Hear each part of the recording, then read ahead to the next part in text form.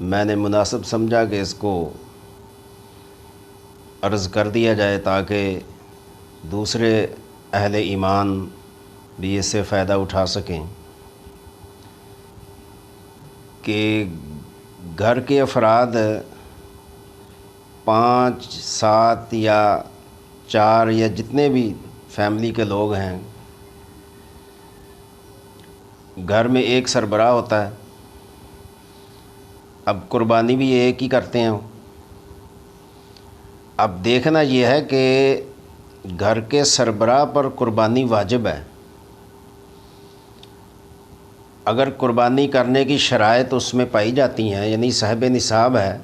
صاحب نصاب کا مطلب یہ ہے کہ 52.5 تولہ چاندی یا اس کے برابر قیمت یا ضروریات اصلیہ سے زائد اتنا سامان ہے کہ اس نصاب کے برابر ہو سکتا ہے یا اس سے زیادہ ہے، تو اس پر قربانی واجب ہے۔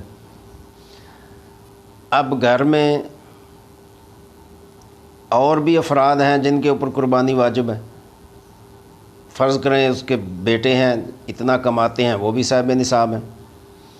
اس کی بیوی کے پاس کچھ زیورات پڑے ہوئے ہیں، وہ بھی نصاب کے برابر ہیں، تو قربانی وہ ایک ہی کرتے ہیں۔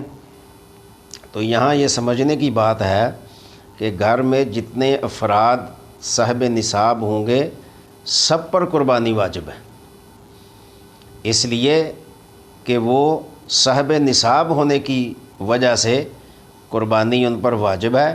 اب کرنا یا نہ کرنا ان کی اپنی ثوابدید ہے۔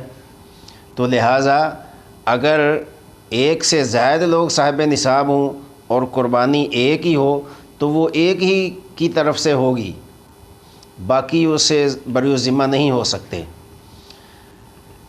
تو یہاں یہ مسئلہ بھی ضروری ہے کہ اگر گھر کے سربراہ کی بیوی کے پاس اتنا مال ہے جو اس کی ملکیت ہے، اس پر الگ سے قربانی واجب ہے۔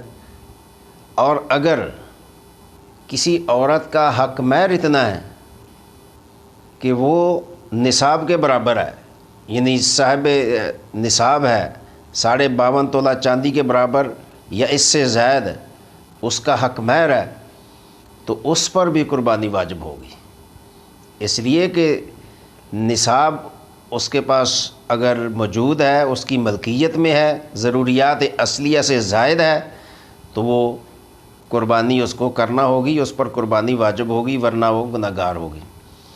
تو یہ مسئلہ سمجھنے کی ضرورت ہے کہ قربانی کو بعض لوگ جو ہیں وہ ایک ہی گھر میں اگر 2 3 4 فیملیز رہتی ہیں تو ایک ہی بندہ قربانی کر دیتا ہے اور کہتا ہے کہ سب کی طرف سے ہو گئی۔